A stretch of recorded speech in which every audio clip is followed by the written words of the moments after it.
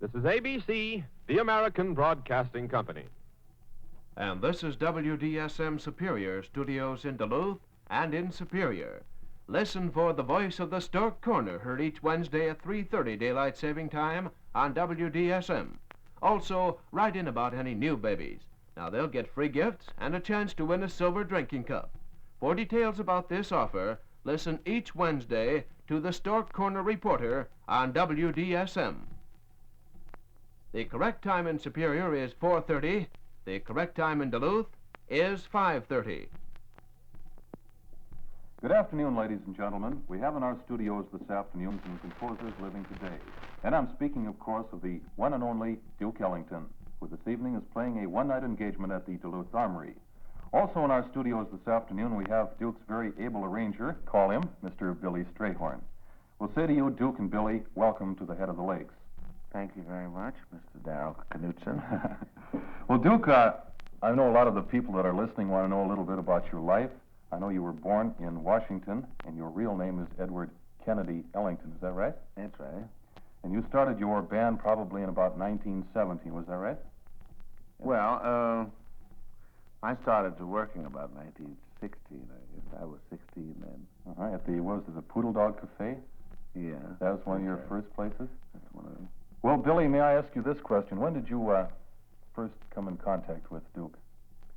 In 1938, he came to Pittsburgh to play the theater there, and I went down to see him. And you rubbed elbows and so forth, and you got a job, right? That's right. Well, you're doing a lot of arranging for him and that and so forth, and I understand in a lot of the arrangements you play piano on the side. Yeah, well, we split up the arrangements, and on some of them I play, some of them he does. He plays on most of them. Well, I can understand that. Well, Duke, tell us a little bit about your band, the original band. I mean, you had such stellar musicians as Otto Hardwick and Freddie Guy and so forth with you, is that right? Yeah, that was the original combination, and, well, about 3 of the original 5 are still there now. Who are they? That's Sonny Greer and Freddie Guy and me. What about Otto Hardwick? Otto is away now. He's been away he's in a state of retirement, more or less. Oh, I see. He has those spells every now and then, you know. Sure, he goes over the hill and so forth. Well, I know you've written a lot of compositions, a lot of what you might call semi-classical compositions, like your Black, Brown, and Beige movement, Perfume Suite, and so forth. Could you tell us a little bit about that? I mean, I know Black, Brown, and Beige. In fact, in front of me, I have your biography by Barry Ulanov, which is very interesting, and I might say it's on sale at all bookstores. We'll put in a plug for that. Yeah. But I understand from what they said in the book that you'd been working and thinking about Black, Brown, and Beige for a long time, since about the early 30s. Is that right?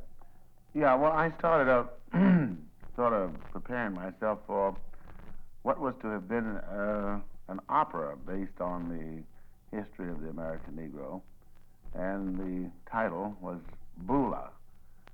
Along about 1942, Bill Morris, who's the head of the William Morris Agency, suggested that I do some sort of an extended work to go into as the main piece to be played at Carnegie Hall concert. And I said, well, yes, sure, I'm glad to. So I started doing it, and I picked several themes. And while I was doing it, I met another friend of mine up in Toronto who suggested that I take some of the themes from Beulah and develop this. Black, Brown, and Beige, huh? Yeah, but then we arrived at the Black, Brown, and Beige part as a title.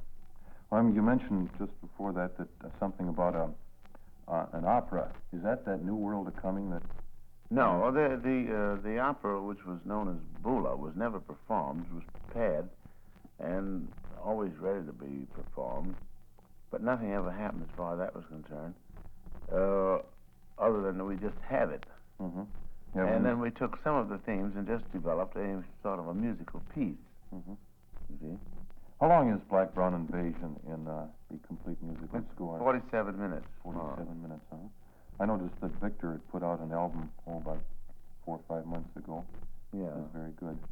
Well, that's only 20 minutes of it. But that was just parts of it. What we thought were some of the important theme. Well, tell us about your early life, Duke. I know you had the regular ups and downs of musicians. You started out and had tough knocks most of the time until you came into New York. Was it about 1927 into the Cotton Oh, no, I Club? did quite well until I came to New York. I had no knowledge. That's where my That gets trouble you all started. But as I said before, and when you got to New York, you about 1927, you hit the Cotton Club, which was one of the... No, well, we got to New York. No, I said I started playing in 1916, something like that, and started out by playing the school hops, and then the various outside local small affairs. Then I became a relief pianist, Doc Perry, who taught me to read. And that helps. yeah. And then I went into business for myself. And I was sending bands out every night and taking a commission off of them. I did quite well in Washington up until I left there in 1923, and that's when the five of us went to New York to sort of take over. Who were the five, Duke? That's kind That of was interesting. Wetzel, Arthur Wetzel, Otto Hardwick, Sonny Greer, Freddie Guy, and me. And that's when the trouble started, when we had to split the hot dog up 5 ways. I love it. Well, getting back to the Cotton Club again, that was in 1927, is that right? You went into the Cotton Club. That's right. We were downtown up until that time. We were down at the Kentucky Club, which was at 49th and Broadway. And then we moved up to the Cotton Club in 1927. And a lot of airtime. And, of course, that was a very lucky break for us because along about that time, everybody was trying to imitate Paul Whiteman. And they had these tremendous symphonic introductions, endings, and interludes. And we had a very simple, plaintive sort of style. And so we were just a contrast to everybody else on the air. So it just came Sure, out. that's my fame, too, I believe, with the radio wires and so forth, recording dates. Well, let's get across to Billy Strayhorn across from the microphone. He hasn't said too much. Well, after all, you're in 1927. Yeah, that's right. Let's get up to modern day time. Billy, you've written a lot of compositions. I know I've noticed your name on records and so forth and compositions in collaboration with your boss, Mr. Ellington. And could you tell us a little bit about what you've written? I mean, has it been straight popular music, or has it been something in the vein of black, brown, and beige? Well, I don't know. It's rather difficult to classify. I just write. Just writing. When the mood hits you, I you like- write, huh? Write something that sounds good. I hope it sounds good anyhow. And I don't bother to classify it. Well, getting back to you, Duke, about 1933, I'm looking for dates here, but you made a European tour. It was in the That's early right. 30s. And I noticed, I'm going back to the book again, my source of information. But you were widely acclaimed over there as a great musician and showman and so forth. And you had the Prince of Wales in England, I believe, playing drums for you at one engagement. Is that right? Yeah, that's right. Well, not the full date. No, I mean just... He had other things to do, too. He was only the relief drummer. Boy, just the relief, huh? Did he get union wages? No, he paid. He paid? Well, from here, Duke, where do you plan to go? I mean, out to the West Coast? From here, we are. Eventually, you'll hit the West Coast. That's right. We go Through Canada. to Canada. Where are we? Fort William, is that? No. Well, we're playing a lot of Someplace dates in in Canada. Canada. And we finally wind up in Los Angeles on the 2nd of July.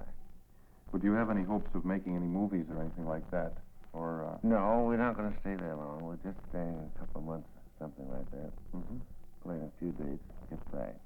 Before we leave you, Duke, might I say that you're playing at the Armory tonight, dance engagement, and time starts is 9 o'clock Duluth time. That's 8 o'clock Superior time. It's 4 hours from 9 to 1 Duluth time, 8 until midnight Superior time.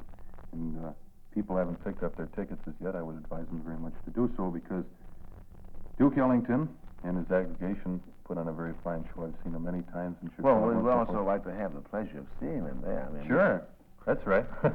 Well, Duke and Billy, it's been a great pleasure having you in the studio. And once again, good luck in your engagement tonight. We hope to see a lot of people out there. Thank you very Duke. much. Thank you. Billy.